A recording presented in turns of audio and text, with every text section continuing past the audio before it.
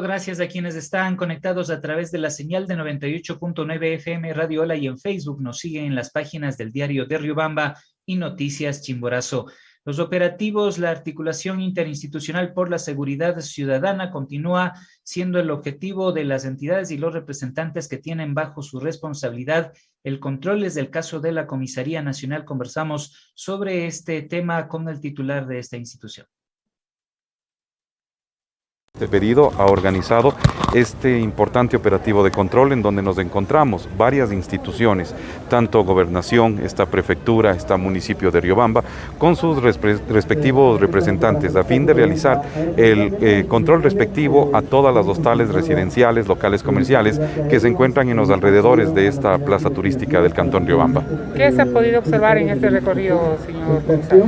Bueno, básicamente estamos en una lucha continua contra la prostitución ilegal, informal, que se ha venido a apostar en este sector tan bonito. Lamentablemente han empañado con la presencia trabajadoras sexuales en el sector y es básicamente eso lo que queremos erradicar. Queremos recuperar esta plaza que es para deleite y disfrute de todos los riobambeños. Es por eso que nos hemos basado principalmente en controlar a las hostales residenciales que se encuentran apostadas alrededor. ¿Qué se pudo localizar al interior de los cuartos de estas hostales? Bueno, primero hay hostales que podemos observar no cumplen la higiene que corresponde, no tienen el mantenimiento respectivo, así se han evidenciado como la que está sobre la calle Carabobo, que la misma no posee la limpieza que debe tener un hostal de esas características. Adicional, se nos ha ocultado información. Toda hostal residencial, hotel, tiene que tener un registro de todos los huéspedes diario. Eso se pudo evidenciar que no llevan un efectivo control, por lo cual nos manifestaban que habían habitaciones que no estaban ocupadas. El momento del operativo, el momento del control, se evidenció que habían habitaciones que habían sido utilizadas y este inconveniente deja la duda de por qué los propietarios de estos locales ocultan esta información. ¿Qué tipos de sanciones existirían, doctor? Bueno, el señor intendente ha tomado procedimiento, ha procedido a citar a los locales. Por parte de comisaría hemos solicitado como una medida cautelar preventiva el hecho de que nos faciliten las grabaciones de todo el fin de semana. Considero que allí podemos evidenciar realmente cuántas y qué tipo de personas están ingresando a estos residenciales.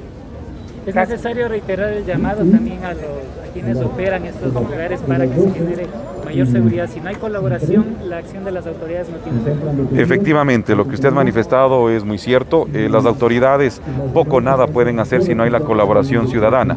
Una vez que nosotros salimos en operativos, también difundimos lo que dice la ley. Instruimos a los propietarios a fin de que cumplan lo que dice la normativa.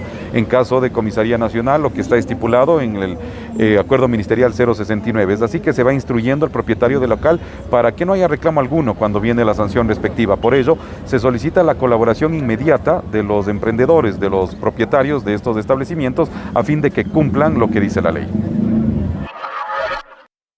Es lo que manifestaba el comisario nacional, Juan David Aldaz, luego de un recorrido a propósito justamente del evento que se realizaba en la Plaza Alfaro con el anuncio de la vuelta como base de operaciones a Riobamba de la unidad de aeropolicial. Las autoridades habían realizado un barrido por los hostales, los hoteles, las viviendas que se dedican precisamente a actividades de alojamiento en donde se registraron estas novedades para ejercer este control, especialmente en esta zona donde lastimosamente durante los últimos meses, un poco más de un año aproximadamente, ha proliferado la prostitución y otros problemas que genera la presencia de personas que se dedican a actividades ilícitas. Del control, la articulación continúa, sin embargo, se menciona que es necesaria la colaboración de los ciudadanos, propietarios de estos espacios, también para que no se genere inseguridad alojando a personas que pueden causar precisamente problemas por sus actividades ilícitas en esta zona. Y también conversamos con el intendente de policía respecto de los operativos en otros sectores de la ciudad, cuáles son las acciones que se vienen realizando, fue lo que comentó también con los medios de comunicación. Efectivamente, como ustedes saben, los operativos de intendencia no pueden faltar ni un solo día. Así es que nosotros hemos articulado con varias instituciones del Estado a fin de tomar el control de las calles, de la seguridad ciudadana. Como ustedes pueden ver en este momento, Somos varias instituciones las que hemos salido a realizar operativos en los establecimientos, verificando casas, en general haciendo controles, ¿no? Sabemos que aquí en el sector de la estación es un punto conflictivo, trabajadoras sexuales, personas de dudosa procedencia, venta de sustancias, entre otras actividades que se han disipado con la presencia de las autoridades. En lo que respecta a fiestas clandestinas de este último fin de semana, ¿también ha habido las mismas, doctor? Con la autorización de los bares, discotecas, pues hay que decirlo, hay una disminución en el aparecimiento de lo que son fiestas clandestinas. Pero es importante el trabajo que se sigue realizando, el control respectivo, y en estos lugares de diversión nocturna siguen ustedes igual con los controles respectivos. Por supuesto, eso es muy importante, ya que de no hacerlo, nuevamente eso se repuntaría. Como en el último fin de semana, concretamente el día viernes, pasada la 1 de la mañana, se suspendieron varias discotecas clandestinas que se encontraban en su interior muchísimas personas libando en estado etílico.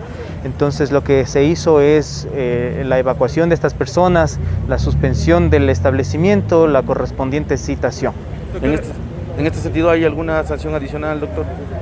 Bueno, en este caso la citación a la Intendencia de Policía a manera de prevención, se firma un compromiso en donde el propietario del establecimiento se compromete en respetar los horarios, porque caso contrario, posterior a ellos sí vienen las clausuras. Doctor, en este sentido igual, ¿algún tipo de requisito que se necesite para, como ya están aperturados los bares, para el ingreso de los clientes? Sí, como es conocido, nosotros como Intendencia y Gestión de Riesgos del municipio de Riobamba solicitamos como un requisito indispensable que las personas puedan ingresar con cédula de ciudadanía y carné de vacunas. Aparte que previo a la reapertura de estos establecimientos se les hace una inspección de bioseguridad, de distanciamiento, entre otras cosas más, a fin de que se garantice la seguridad del ciudadano. Se ha visorado también lo que son peleas, riñas ahí a exteriores en pleno centro de la ciudad. ¿Eso también ya compete a seguir efectuando el control necesario? Por supuesto que sí, los fines de semana son un poco más álgidos, conflictivos. Lamentablemente las personas o cierto grupo de personas tienen ese chip todavía del desorden. Lamentablemente tenemos que estar atrás de ellos también en las noches, sobre todo de los fines de semana. No está por demás recomendar a los propietarios de los locales y a los ciudadanos en general que se cumplan las disposiciones legales. En muchos casos esto permitirá justamente lo que se está buscando por parte de todos los sectores y del Ejecutivo, en este caso la reactivación económica. Sí, desde luego, yo entiendo que los establecimientos quieren reactivación, pero también es importante que conozcan que esta reactivación mucho depende de ellos, de las medidas de bioseguridad, del orden. Siempre les digo yo que nos ayuden con el orden al interior como en el exterior del establecimiento, y de esa manera, de una forma controlada, pues podemos seguir avanzando poco a poco hacia la normalidad. Cada mañana. Estamos listos para iniciar los diálogos virtuales en esta mañana. Lo hacemos saludando al doctor Lenín Peñafiel, el expresidente del barrio La Estación. Ayer podíamos escuchar en parte de su intervención cuando el helicóptero de aeropolicial estaba en la Plaza Alfaro, pues que es un aporte importante para la seguridad ciudadana. Desde que se dieron pues hechos delictivos y otros problemas que se han planteado las autoridades, ¿ha habido intervención, ha habido cambios? ¿Cómo ha ido esta gestión también desde el barrio? Buenos días, bienvenido. Muy buenos días a todos los riobambeños y chimboracenses y gracias por la invitación, estimado ingeniero. Pues bien, ayer fuimos testigos, la ciudadanía, la colectividad, todos los riobambeños y chimboracenses, de que en la Plaza Alfaro, en el barrio La Estación, aterrizó el helicóptero de aeropolicial. Pues una decisión de una gestión coordinada y adoptada obviamente por las máximas autoridades de la institución policial y obviamente en coordinación con el Ministerio del Interior. Pues en base al trabajo y a la gestión que nosotros hemos venido realizando como directiva del barrio, como moradores del barrio, y ya no solo los moradores, sino en sí el centro de la ciudad, los compañeros comerciantes. Bueno, iniciamos una serie de gestiones porque esta lucha no es de los últimos días, de los últimos meses, es una lucha de años por el tema de la inseguridad que prácticamente se arraigó en el barrio La Estación, donde la delincuencia utilizó este territorio público, este espacio público, para prácticamente hacer su centro de operaciones. Pues de ahí es que nosotros hemos tomado la decisión de ir insistiendo a las autoridades, en este caso al Ministerio de Gobierno, al mismo gobierno, hemos venido insistiendo para que se nos restituya la unidad de policía comunitaria. Usted recordará que ahí existía el PAI de la estación. Pues cuando hicieron la obra pública, la regeneración de la Plaza Alfaro, la empresa de ferrocarriles, pues derrocaron ese PAI. Pues y nosotros hemos nuevamente retomado esas gestiones para que se nos devuelva, se nos restituya la unidad de policía comunitaria. Pero mientras tanto se da esa obra pública, que usted sabe que eso demanda mucho tiempo, y sumado a la burocracia que tenemos aquí en nuestro país, la tramitología, la papelería que existe, y sumado a aquello, a veces no hay la decisión política de las autoridades de turno. ¿Por qué? Porque se han mostrado indolentes e indiferentes ante esta realidad que nosotros vivimos todos los días. Nosotros pasamos, la problemática está ahí, nosotros tenemos que luchar contra esta problemática las 24 horas del día. Pues pequeñas acciones como la del día de ayer, que la Policía Nacional adoptó justamente para, de alguna manera, persuadir esta problemática aquí en el centro de la ciudad, tomó esa decisión, obviamente, de traer acá el aeropolicial, que hará sus trabajos prácticamente operativos, sabe, el patrullaje aéreo con el helicóptero, pero el compromiso público fue, y bueno, con las autoridades policiales, de que no sea solo un día y venga y se tomen la foto los ciudadanos y las autoridades, porque son las primeras en tomarse la foto, pues es de que venga a operar. Si la delincuencia está operando ahí, ¿por qué no la policía? ¿Por qué no puede operar la policía desde este espacio público? Y hay el compromiso de las autoridades policiales de que el helicóptero estará también periódicamente aterrizando nuevamente en la Plaza Alfaro, hará presencia en la Plaza Alfaro, mientras nosotros seguiremos luchando para que la presencia policial sea a las 24 horas en nuestro sector. Ayer conversamos también pues con autoridades que tienen que ver y que realizan, nos habían dicho de manera permanente los operativos, el comisario nacional, el intendente de policía, se habían evidenciado algunas novedades pues que son también conocidas, los sitios en donde se alojan estas personas que pues realizan actividades ilícitas en el sector de la estación, y el llamado precisamente a que estas personas pues con un poco más de responsabilidad puedan entregar la información adecuada. Pues en algún instante el comisario había indicado pues que se genera ocultamiento, que les protegen, y que esto lógicamente no ayuda al trabajo que están realizando las autoridades. Desde la gestión del barrio también se ha podido conversar con estos propietarios, quienes tienen estos negocios, para que puedan ser parte también de la solución. Sí, nosotros en varias ocasiones hemos puesto en mesa de debate justamente estas temáticas, ¿no? En reiteradas reuniones de trabajo por la seguridad que hemos tenido. Pero nosotros como ciudadanía, nosotros somos los ojos de la policía y de las autoridades. Nosotros les hemos dado con nombres y apellidos, con direcciones. ¿Qué es lo que está sucediendo acá en el centro de la ciudad? Porque ya no es solo el barrio La Estación, esto del centro de la ciudad, la inseguridad es un problema de ciudad. Pues nosotros le hemos dicho. Y que esto no sea prácticamente ajeno a una realidad de todos los ribameños y de las propias autoridades. Vea, a una cuadra de la intendencia, de la gobernación, del municipio, existe un hostal donde operan las meretrices. Lo hemos dicho con nombres y apellidos. Lo propio estaba pasando acá en el sector del barrio La Estación, en la calle El Espectador. Pues les hemos manifestado a las autoridades. Pero ya sí quiero destacar el trabajo de la teniente Martínez, que es la jefa del circuito La Estación. Una agente de policía mujer que ha venido prácticamente a hacer un trabajo bien decidido, un trabajo frontal en la lucha contra la delincuencia.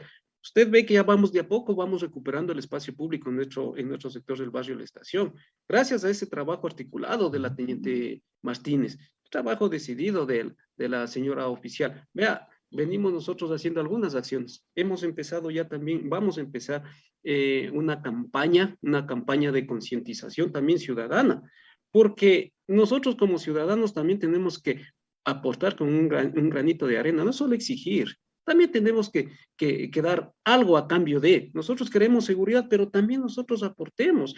Vea, vamos a empezar una campaña de concientización de convivencia pacífica a las autoridades, exhortar a las autoridades de que, vean, por Dios, inviertan en seguridad ciudadana, se conforme ya a los consejos de seguridad ciudadana que la ley exige. ¿Para qué? Para que destinen recursos para aquello. Vea, Riobamba se está volviendo una ciudad peligrosa y no queremos.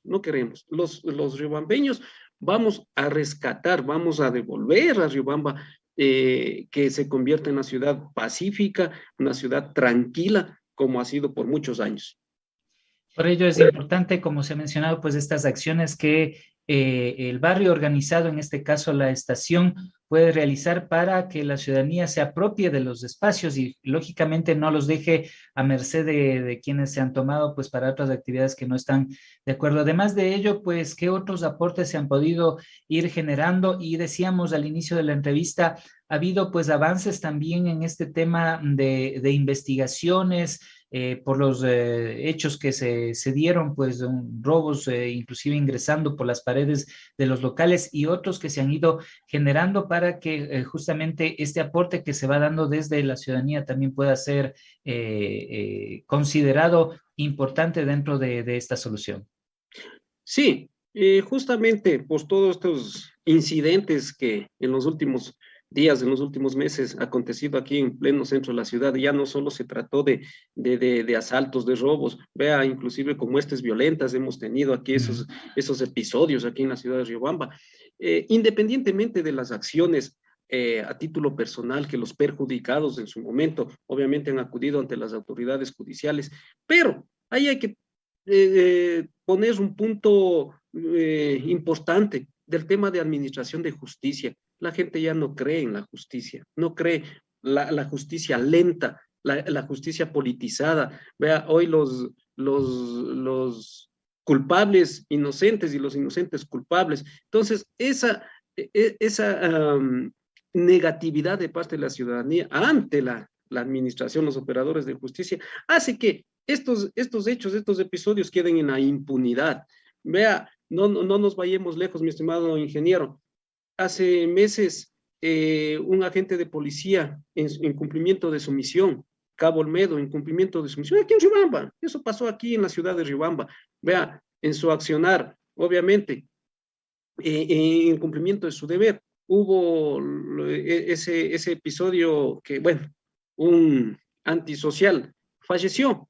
Y hoy vemos a la gente de policía ya justamente procesado y que al fin de este mes, el 30 de septiembre, está siendo llamado a audiencia de juicio. Vea, entonces todas esas cosas, y la policía que posee el arma, que tiene todos los insumos para combatir contra la delincuencia, se encuentra desamparada justamente por el tema jurídico, el tema normativo aquí en nuestro país. ¿Qué podemos esperar de un ciudadano común y corriente como somos nosotros, los ciudadanos? Pues reitero, pues en vista de ello nosotros hemos venido ya haciendo otras gestiones, justamente para irnos apropiando los espacios públicos nosotros con pequeñas iniciativas, porque la Constitución nos faculta presentar iniciativas ciudadanas propias, que a veces no cuesta nada, como ayer, traer un helicóptero y que aterrice en el centro de la ciudad, no cuesta nada, como hacer unas ferias en el sector, en los espacios públicos, en nuestros sectores, en nuestros barrios, pues no cuesta nada. Vea, mi estimado ingeniero, en días anteriores me reuní con dirigentes de la Casa de la Cultura, el señor presidente, el flamante presidente de la Casa de la Cultura, el ingeniero Huaraca, me parece que es. Vea, con ellos vamos a hacer una campaña, vamos a emprender, ellos van a abanderar esta campaña y con los líderes barriales vamos a emprender una campaña de convivencia pacífica, de cultura de paz aquí en Riobamba. Y no es el hecho de salir a protestar, no, lo haremos de la manera más dinámica, más atractiva, de que salgamos los ciudadanos riobambeños con esa seguridad de acudir a estas ferias en estos espacios públicos. Y si la protesta lo debemos hacer dentro del marco de la cultura, lo haremos. Si tenemos que hacer una protesta con artistas, con cantantes, pues lo haremos. La cosa es llegar a la sensibilidad de las autoridades, porque ya es el momento de que inviertan en seguridad y nos devuelvan a Riobamba segura, tranquila y pacífica. En cuanto a esta gestión, este pedido que ya se ha hecho, pues eco, inclusive pues en otros sectores, de que se devuelva la posibilidad de la presencia de una unidad de policía comunitaria o un espacio donde la policía pueda estar de manera permanente en el barrio. ¿Hay esta posibilidad cierta? ¿Qué es lo que les han mencionado respecto del planteamiento y del pedido en el que se está insistiendo? Bueno, con las autoridades de momento de turno, con la ex gobernadora, el ex señor intendente, se hizo las gestiones con el ex comandante provincial de la policía, que por cierto, riobambeño, el coronel Dorian Calderón, y también coincidió el otro coronel también que estuvo al mando acá, el coronel Codel. Bueno, se hicieron las gestiones a través de la Policía Nacional y el Ministerio del Interior para que se tome en cuenta justamente nuestro pedido. Y estuvo prácticamente aceptado ya el tema de la construcción de la unidad de policía comunitaria aquí en el barrio La Estación, en la Plaza Alfaro. Pero usted sabe que son unos prototipos que tiene el Ministerio del Interior. Hay que cumplir ciertos parámetros porque es una unidad de policía comunitaria tipo C, que es lo que hemos venido nosotros insistiendo, que se nos restituya. Pero ahí nos dijeron, los recursos existen, pero necesitamos que el terreno donde se va a construir tiene que estar a nombre del Ministerio del Interior. Hemos averiguado terrenos, nos decían que la Plaza Alfaro, la mitad es municipal, la mitad es de la empresa de ferrocarriles. Bueno, hemos iniciado esas gestiones. En definitiva, está aceptado el tema para la construcción de la nueva policía comunitaria. El trámite prácticamente entró un proceso de transición, hablemoslo así, porque hubo cambio de gobierno, cambio de autoridades, y pues estamos para retomar. Hace un mes prácticamente me reuní con el señor liquidador de la empresa de ferrocarriles y con el ingeniero Pinargotti, me parece que es. Hemos conversado y ellos están prestos a colaborar en el ámbito de sus competencias hasta donde ellos tengan la atribución de decir, bueno, vamos a entregar o en comodato o vamos a entregar en donación este espacio público para que se construya la unidad de policía comunitaria. En la parte final, insistir, pues lógicamente las autoridades deben cumplir sus funciones y para ello está la ciudadanía para pues observar y exigir si es del caso. Y por otro lado, el llamado también a la ciudadanía, especialmente a quienes tienen esta posibilidad de aportar en el control y la información de actividades ilícitas en este sector del barrio de La Estación, que es lo más visible que tenemos pues en la ciudad de Riobamba, el centro de la ciudad donde se ingresa, y en otros sectores. Ese debe ser el compromiso también de los ciudadanos. Así es, sí, un llamado a la unidad, a todos los riobambeños, a todos los ciudadanos chimboracenses que vivimos esta realidad. El problema lo tenemos aquí el día a día. El llamado a la unión, porque unidos vamos a fortalecernos en nuestras gestiones, en nuestro accionar y en las exigencias que debemos hacer ante las autoridades, porque, reitero, ya el problema de inseguridad ya no es solo el barrio de La Estación. El problema de inseguridad ya es un problema de ciudad. De ahí es el llamado a unirnos y a seguir aportando justamente con iniciativas, seguir apostando inclusive con información a las autoridades. ¿Para qué? Las autoridades actúen, cada uno en el ámbito de sus competencias, comiencen a operar en esta lucha frontal contra la delincuencia, que no nos vamos a dejar vencer. Los ciudadanos honestos somos más, y mientras más unidos estemos, pues la delincuencia se irá prácticamente apartando, se irá prácticamente migrando de aquí de los sectores nuestros, cada uno de los barrios de aquí de la ciudad de Riobamba. Pues ese es un llamado y un agradecimiento a ustedes como medio de comunicación, que sin ustedes, que son los portavoces del pueblo, de quienes hemos hemos pretendido justamente hacer escuchar nuestra voz de protesta ante las autoridades, pues sin la presencia, sin el aporte de ustedes, sin el trabajo de ustedes, pues no haríamos nada. Ustedes son el eco de nosotros. Nosotros prácticamente somos ejecutores de cada uno de nuestros sectores en representación de nuestros moradores, de la ciudadanía. Pues una vez más reitero la felicitación a ustedes como medios de comunicación. Muchas gracias, doctor Lenín Peñafieles, presidente del barrio La Estación. El tema de seguridad, que es de una preocupación permanente y de insistencia para que se puedan cumplir los acuerdos, los ofrecimientos y también se atiendan los pedidos de cada uno de los sectores a medida de las posibilidades que brinda, pues justamente la justicia, la razón y la necesidad de la seguridad ciudadana. Muchas gracias por habernos acompañado a nuestro invitado. Nosotros hacemos una pausa al retornar, análisis del proyecto de ley. Avanzamos con las noticias y a nivel local se da a conocer algunos de los avances que se dan en cuanto a obras que se han planificado justamente para la atención de las necesidades de diferentes sectores.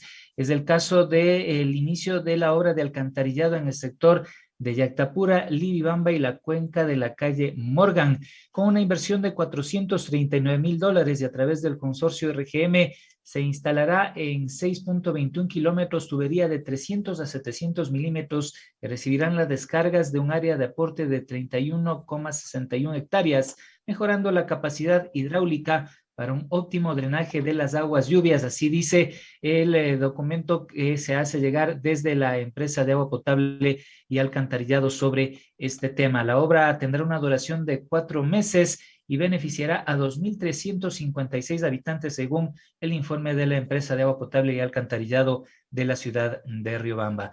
Estamos listos para nuestro siguiente diálogo virtual. Agradecemos el contacto al economista Larry Yumibanda Montiel desde el Círculo de Economía de Guayaquil. Buenos días, bienvenido. El debate que ha generado la propuesta del proyecto de ley de creación de oportunidades, pues ha llegado a diferentes sectores. Está el debate de la pertinencia de si es o no legal la forma como se ha planteado por parte del Ejecutivo y por otro lado el contenido, pues tanto en lo que se refiere a reformas tributaria, laboral y económica que se plantea. En el primer caso, habría ya un informe previo de la Unidad Técnica Legislativa que diría que no puede ser dado paso a la ley. Buenos días, bienvenido, economista.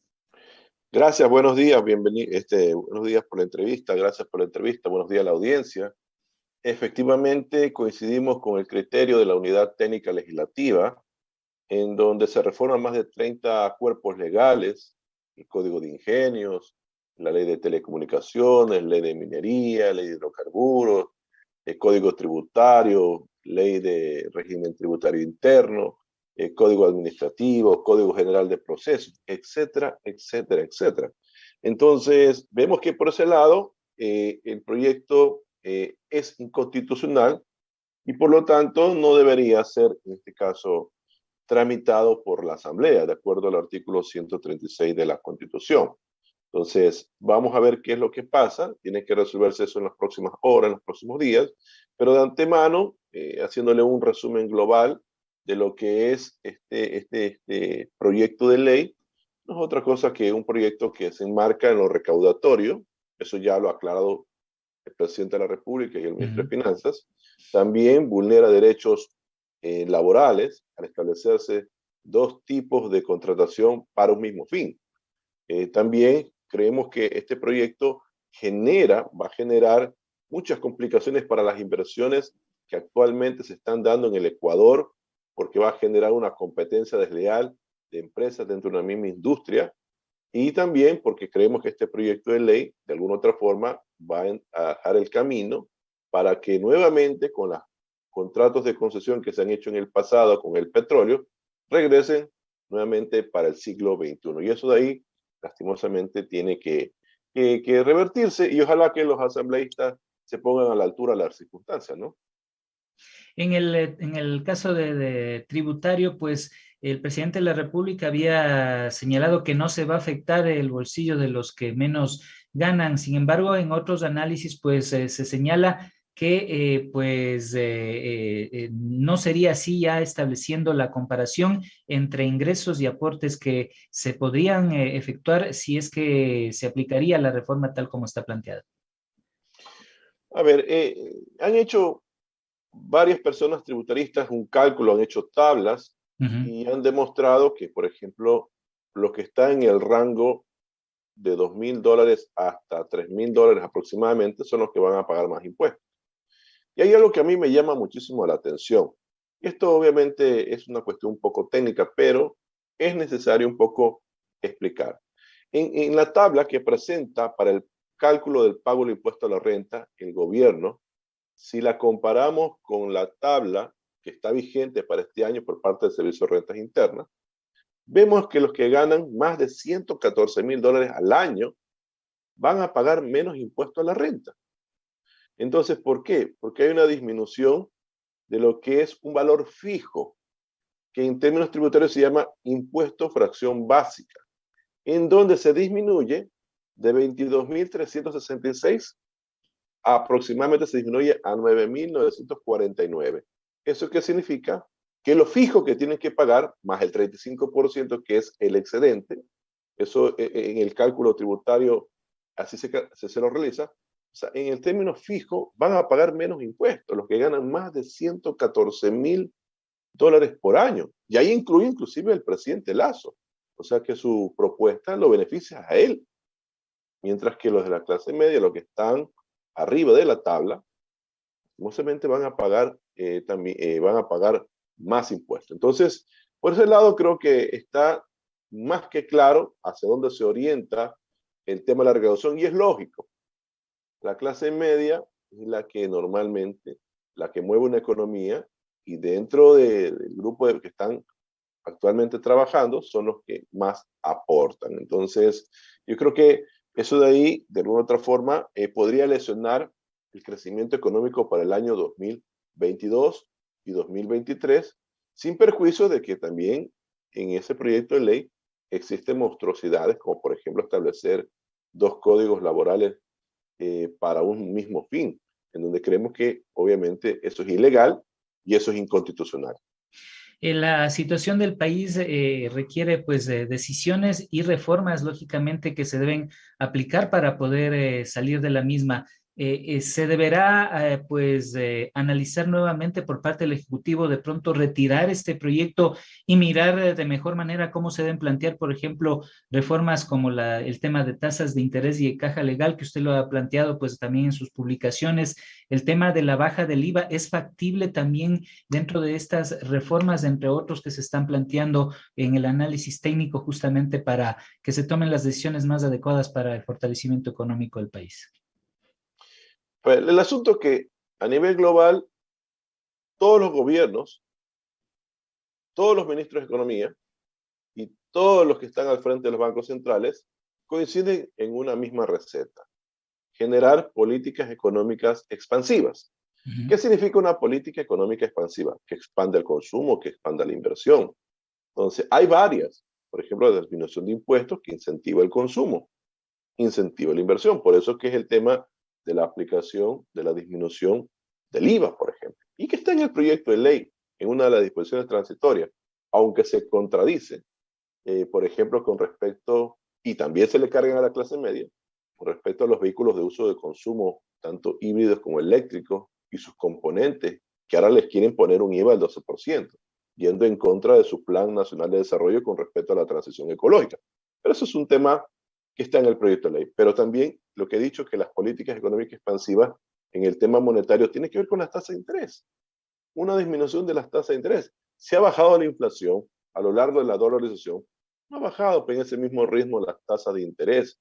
Adicionalmente, porque también la orientación del crédito a la banca privada se dirige pues, a bienes al consumo, en donde las tasas de interés están en el 17%, mientras que la tasa pasiva es apenas el 4%, donde hay un margen de ganancia del 11 al 12%, uno de los márgenes de ganancia más altos en lo que es en la región. Es un negocio para la banca. También se le orienta en este caso a los microempresarios, en donde se le afecta también, en este caso, a los emprendedores con tasas de interés que están en el 22, 23% promedio, que es 2 hasta 3 veces más de las mismas tasas que se ofrecen en El Salvador, que es una economía más pobre y dolarizada, con relación al Ecuador, que tiene una tasa de microempresarios de aproximadamente el 11%. Mm. También hemos dicho que hay que inyectarle liquidez a la economía, pero no quitarle liquidez a los ciudadanos.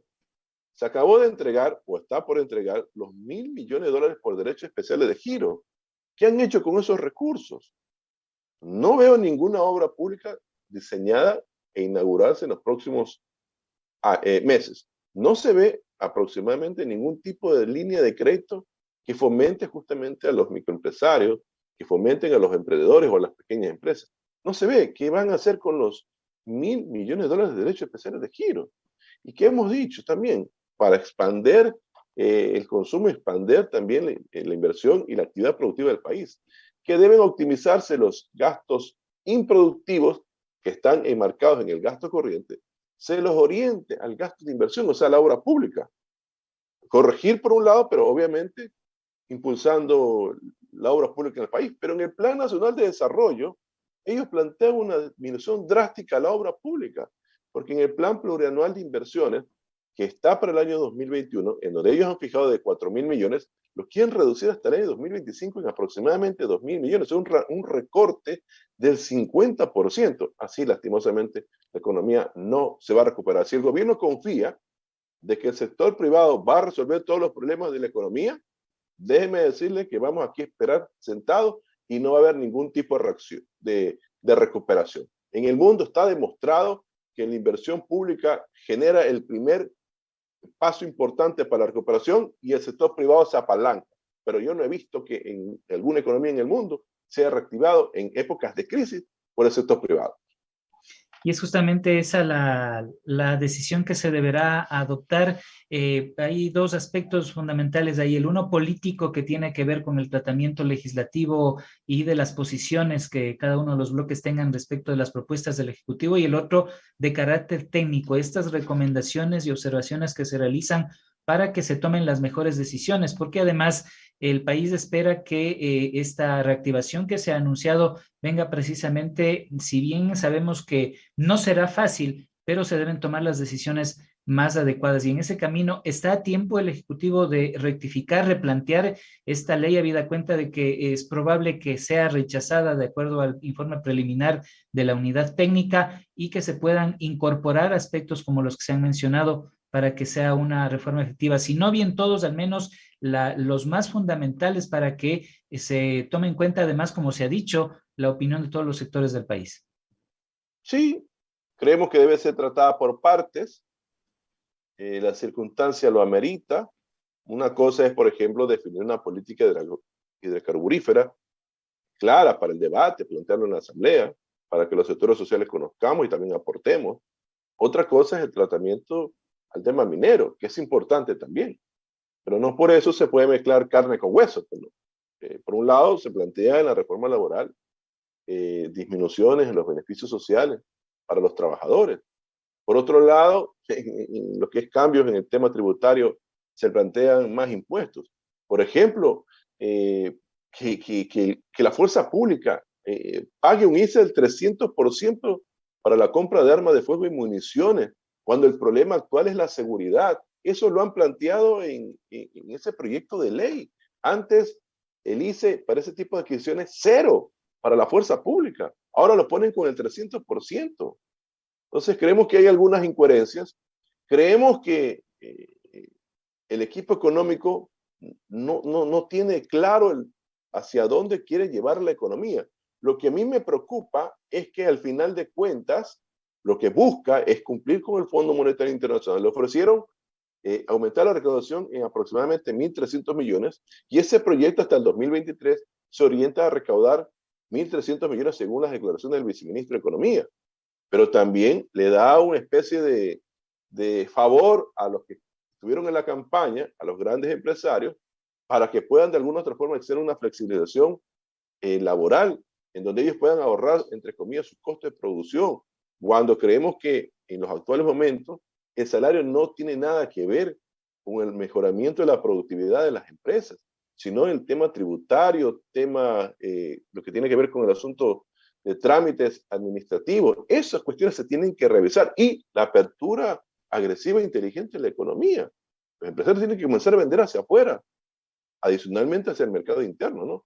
Pero esas cuestiones, lastimosamente, falta mucho para que entremos en ese ritmo de buscar un solo objetivo, que es combinar las libertades económicas justamente con un fortalecimiento del estado de bienestar. Lastimosamente el gobierno de Lazo va en sentido contrario. En esa línea, pues, ¿cuál es la recomendación? Porque aquí el presidente mostró en su alocución previa a la entrega del proyecto, pues, una realidad económica del país que lógicamente nos preocupa a todos, pero es importante que se combine esta posibilidad de fortalecer al sector productivo con la realidad y las necesidades de generar trabajo en buenas condiciones. Esa debería ser la principal preocupación, entendemos, de un plan que se vaya a presentar y que se trate efectivamente, pues, adecuadamente por fases como se ha mencionado. Sí, coincidimos con eso. No se le puede echar la culpa de la caída de la actividad económica al Código de Trabajo. Esa es una de las cosas que se viene repitiendo por los representantes de la Cámara de la Producción. Porque si comenzamos a hacer ese análisis, o sea, al inicio de la recesión estaba el Código de Trabajo y más o menos hasta el año 2014 el empleo adecuado había llegado hasta niveles del 40%. Se había bajado la tasa de desempleo y teníamos el mismo código laboral y los empresarios se quedaron callados. O sea, no le echemos la culpa a la ley. Una cosa es la actualización de la ley, que se incorpore, por ejemplo, el teletrabajo, que se incorpore las nuevas modalidades de trabajo.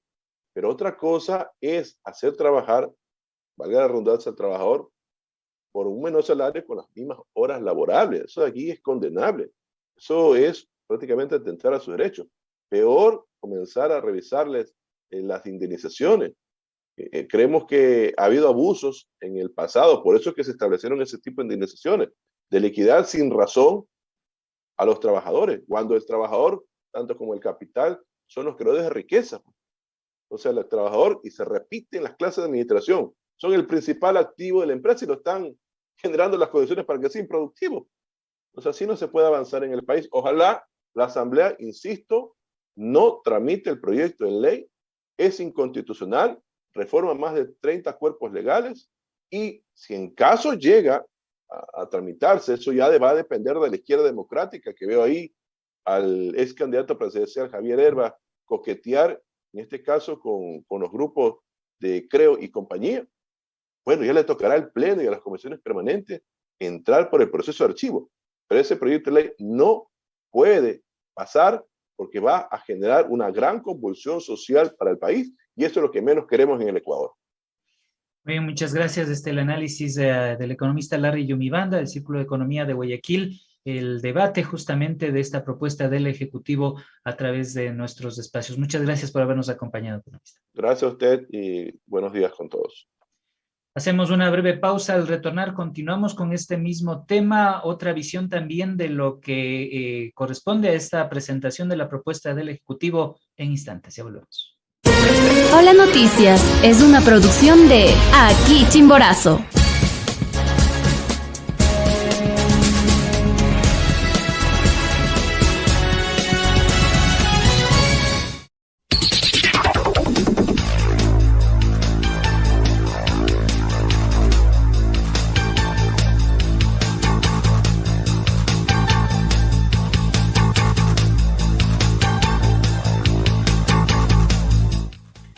Gracias por continuar con nosotros. Saludos también a quienes se han integrado a la señal de 98.9 FM Radio Hola y en Facebook nos siguen en las páginas del diario de Riobamba y Noticias Chimborazo. Continuamos con este tema que estamos tratando, la propuesta del Ejecutivo de la denominada Ley de Creación de Oportunidades que ha generado debate. Lo habíamos escuchado hace momentos, era el economista Larry Yumibanda del Círculo de Economía de Guayaquil. Hay otros criterios, pues, a favor y en contra precisamente de esta propuesta del Ejecutivo. Lo que tiene claro el país es que sí es necesario tomar decisiones para enrumbar nuevamente la economía, la producción y el destino del Ecuador. ¿Cuál es la perspectiva en función de estos análisis? Le consultamos al doctor Iván Vinuesa, quien nos acompaña en esta mañana, abogado en libre ejercicio, analista justamente de estos temas de coyuntura. Buenos días, bienvenido.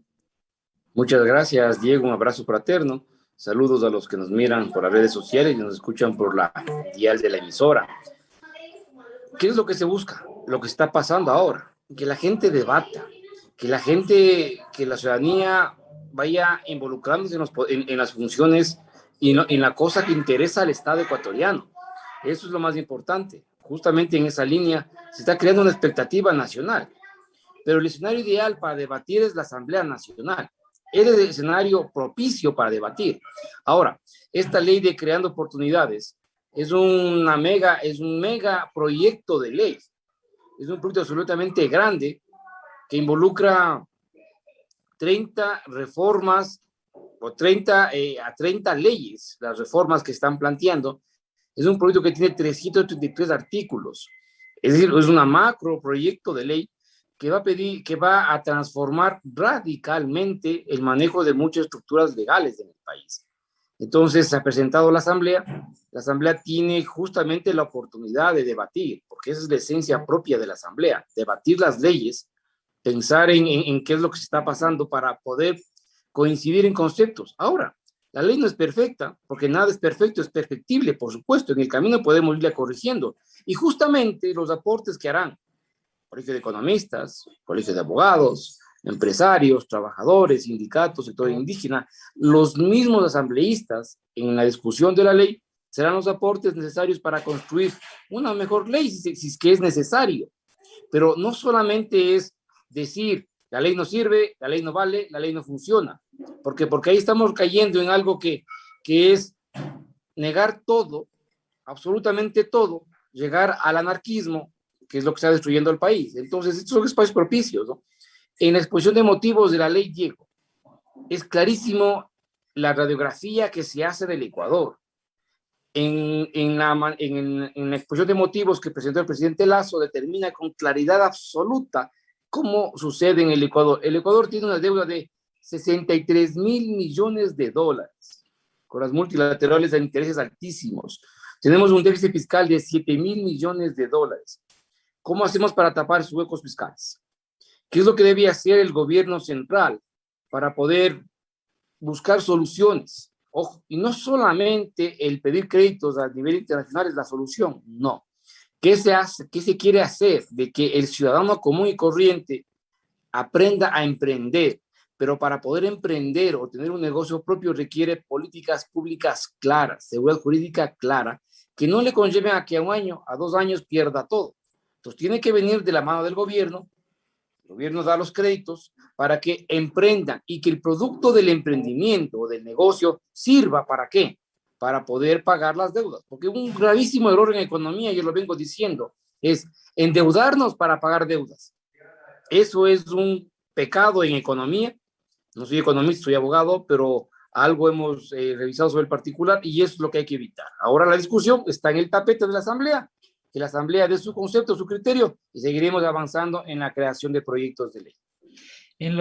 Se habla justamente de toda esta normativa que debería ser reformada para que se pueda poner en vigencia lo que se ha planteado en este proyecto de ley, pero hay 2 aspectos fundamentales, el tributario por un lado y el laboral, que son los más álgidos, si se quiere, sin dejar en cuenta pues otros temas que tienen que ver con el petróleo, las minas, etcétera, pero son los que se han puesto ahora mismo en primera instancia en el tapete. Se hablaba de aliviar por un lado de tributos para el emprendimiento, pero la revisión que hacen especialistas del tema tributario señala de que no sería concordante, en cambio, la forma en cómo se va a distribuir el tema tributario para los diferentes sectores, y por otro lado en el tema laboral igual se hace un análisis comparativo de la afectación que podrían sufrir los derechos de los trabajadores. Sí, son temas álgidos, son temas difíciles que durante muchos años no se han topado. En la estructura laboral en el Ecuador data del año 1938 y hasta ahora no ha habido reformas o cambios muy puntuales, muy superficiales. Yo vengo manifestando, no ahora, mucho tiempo atrás, el Ecuador requiere profundos cambios a la estructura del Estado. Cambios que realmente conlleven a que caminemos enderezados hacia un país moderno, a un país aperturado al mundo, con una economía abierta, con una economía naranja, circular, en donde todos sean parte de ese cambio, y esa es la idea fundamental de este proyecto de ley. Ahora, Si es que hay cambios sustanciales, hay que entender que ningún cambio sustancial puede ser retroactivo. No se puede romper el derecho adquirido del trabajador porque es un tema constitucional y es un tema internacional. Es decir, ningún tema laboral, nada de los problemas laborales o de las conquistas laborales que existen pueden ser desbancadas. Eso es en lo absoluto imposible. Ahora, si es que hay algunos problemas tributarios que eventualmente lo pueden haber, porque insisto, la ley no es perfecta, es perfectible, ahí están los técnicos, los asambleístas, que son los encargados justamente con su conocimiento, con su experiencia, su sapiencia, en hacer los cambios requeridos, admitir a trámite a través del CAL, que pase a la Comisión Respectiva de Régimen de Desarrollo Económico, y que la Asamblea en pleno discute y diga, señores, esto hay que cambiar, está bien esto, está mal, pero no oponerse por oponerse, es decir, discutamos, analicemos, pero no solamente digamos no vale, no funciona sin siquiera haber revisado. Entonces, ahí son cosas muy importantes. Diego, el Ecuador es el momento histórico para los cambios. El Ecuador requiere cambios profundos, pero profundos, y eso es de estructura, y esta ley es parte del cambio. Ojo, que esto es un proceso de camino, porque no, los cambios no son bruscos, los cambios son en procesos, y este es el inicio de un cambio. Esta ley, si bien es cierto, no es perfecta porque es creada por seres humanos, y los humanos no somos perfectos, somos perfectibles, podemos hacer muchas cosas, pero la ley va a conllevar a que el Ecuador se aperture al mundo en primer lugar, dar seguridad jurídica a todas las personas y especialmente a los trabajadores, porque con esta ley se va a crear empleo por lo menos en 2 millones de plazas, y ese es el objetivo fundamental. ¿Hay voces discordantes? Por supuesto que sí. ¿Hay voces que no estén de acuerdo? Claro, porque hay voces que quieren la anarquía, pero también hay voces discordantes que son procreativas y propositivas que ayudan a mejorar la ley, y esos son bienvenidos en este proyecto de ley. Y ahí justamente lo habíamos dicho también hace instantes, hay dos perspectivas desde las cuales se tratará esta y otras propuestas del Ejecutivo, el tema político y el tema técnico, y en medio de ello está también la necesidad del pueblo ecuatoriano de que efectivamente se puedan ir solucionando pues de manera paulatina pero efectiva los problemas que tiene el país, especialmente en el aspecto económico. Diego, la soberanía radica en el pueblo. La soberanía radica en el ciudadano, como tú, como yo, como los que nos miran, nos escuchan. Somos los que tenemos al fin del día el poder. Nosotros podemos decir, a través de cualquier mecanismo de democracia directa, está bien, está mal, estamos de acuerdo, no estamos de acuerdo, apoyamos, no apoyamos. Esa es la esencia de la democracia, tomando en cuenta que las democracias en el mundo no son perfectas, porque nada es perfecto, y eso hay que entenderlo con mucha claridad. Ahora, en el manejo de la política, lo más ideal para gobernar un país es de que los poderes básicos, el ejecutivo y el legislativo, tengan una agenda en común. Y no una agenda personal de poder, sino una agenda de país. Entonces, se ha buscado mecanismos, se ha lanzado puentes para que a través de los voceros del Ejecutivo accedan a la Asamblea para llegar a acuerdos, no solamente en esta ley, sino en la gobernabilidad del país, que es la esencia. ¿Por qué? Porque la Asamblea es la arquitecta de la estructura legislativa, crea las leyes y fiscaliza. Y el gobierno central es el que administra la política pública a través de los ministerios y de las empresas públicas. Entonces, lo más importante es que se pongan de acuerdo y trabajar. Lamentablemente hemos tenido, yo dijera, una puerta cerrada por parte de la Asamblea y no ha podido llegar a acuerdos para que se viabilice la gobernabilidad. Para que haya gobernabilidad requieres tener amplitud en conceptos de manejo de políticas públicas y especialmente de que la Asamblea dé paso a los proyectos de ley. Y en el camino del tratamiento de los proyectos de ley presentados por el Ejecutivo como colegislador, la Asamblea vaya discutiendo y diga, cambiemos de esto, saquemos de esto, esto no está bien, esto no está mal, esto mejoremos. Si hubiera esa predisposición de la Asamblea, pues ese país estaría diferente. Pero claro, la configuración de la Asamblea, como hemos dicho anteriormente, es bastante dispersa porque la misma estructura legal, el llamado Código de la Democracia, lo permite.